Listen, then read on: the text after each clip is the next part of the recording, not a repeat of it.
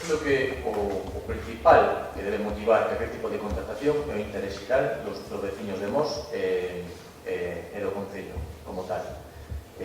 Hai unha diferencia entre que se desempeñe unha actividade ou outra. Se no lugar se permite ese tipo de actividade, única e exclusivamente é gracias a vostedes, porque foron vostedes os que aprobaron o seu prisión e permiten aí calquer tipo de actividade. Calquer tipo de... Por suerte, non, porque había que diferenciar as actividades molestas e insalubres daquelas que non as son, porque as actividades molestas e insalubres teñen que ir con polígono, non con en torno do centro urbano, que é onde residen os vecinos.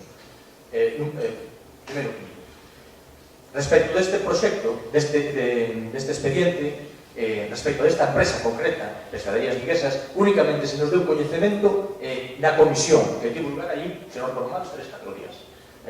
Porque antes de isto estamos falando de empresas de componentes. Nunca se comentou que fora a vir esta empresa para aquí con este tipo de actividade.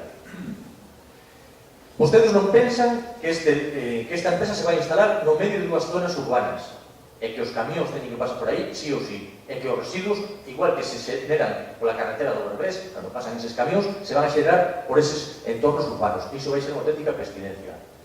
Está na man do Concello rescindir ou non ese contrato con Fuller. E tamén está na man do Concello autorizar ou non esta nova concesión, esta subrogación da concesión.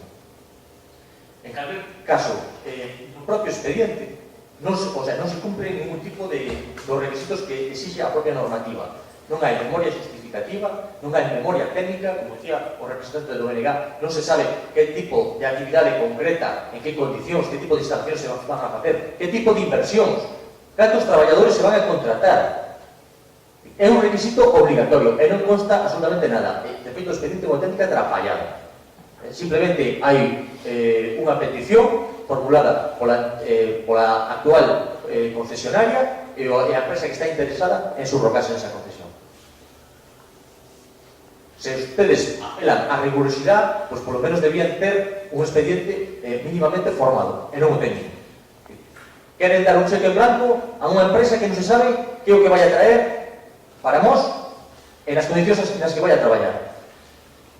E así non se fan as cousas.